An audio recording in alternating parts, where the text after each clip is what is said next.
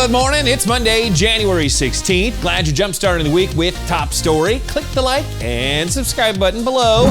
Then head over to the full World Watch show. Now, this is Top Story.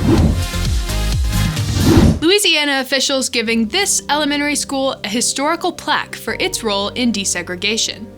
Schools in Louisiana were still segregated for a few years following a ruling that made it unconstitutional in America to set aside a public space or service for one race and not another. When the federal government stepped in and forced schools to desegregate, this was one of the first to do it. Ruby Bridges was just a child when she made history as the first African American to attend this previously all-white school. She's been a civil rights icon ever since. And speaking of civil rights icons, happy MLK Day! King's name is known around the world for the nonviolent protests he organized, fighting segregation and racism in America. But did you know that Martin Luther wasn't his birth name? His birth certificate read Michael King Jr., and when he was about 6 years old, King's father went to Germany.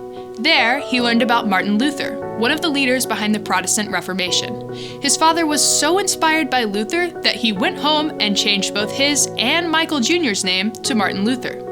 Close friends and family still called King Jr. Mike throughout his life.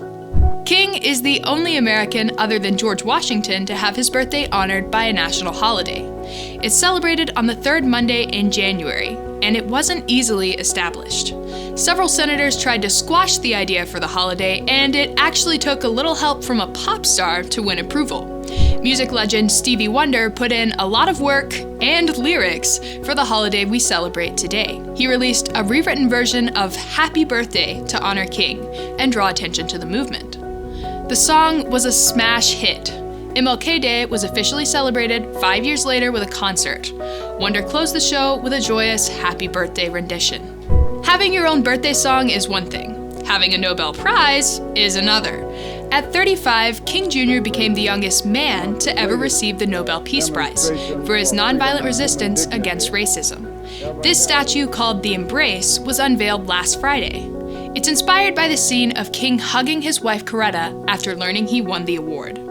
A man who spent his life peacefully fighting for justice and combating evil with good is easy to celebrate. Happy birthday, MLK. Headlines can be scary. Talking about them with kids doesn't have to be. Introducing Concurrently, the News Coach podcast from God's World News. Let's teach children with calm discernment.